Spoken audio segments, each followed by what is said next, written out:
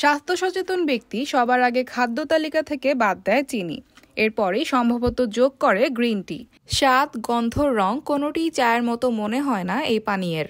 সাধারণ চা খেয়ে অভ্যস্ত যারা, তাদের হঠাৎ গ্রিন টি খেতে শুরু করলে স্বাদ একটু অদ্ভুত ঠেকতে পারে, তবে এতে অভ্যস্ত হয়ে গেলে তা আর মনে হবে না।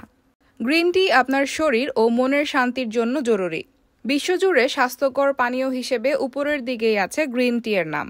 1 কাপ চা আপনাকে দিনভর সতেজ ও সুস্থ রাখবে। এতে থাকা অ্যান্টিঅক্সিডেন্ট, পলিফেনল এবং ফ্ল্যাভোনয়েড রোগ প্রতিরোধ ক্ষমতা বাড়ানোর পাশাপাশি ফ্লু, কাশি থেকেও রক্ষা করে। গ্রিন টি এর যেমন উপকারিতা আছে, তেমনি অনেক অপকারিতাও আছে। বিশেষজ্ঞদের মতে দিনে সর্বোচ্চ 3 বার খেতে পারেন এই চা। প্রতিদিন 2 থেকে 3 কাপের বেশি গ্রিন টি খেলে শরীরে অতিরিক্ত পলিফেনল প্রবেশ করতে পারে। একজন মানুষের জন্য প্রতিদিন মোট 240 থেকে 320 মিলিগ্রাম পলিফেনল যথেষ্ট।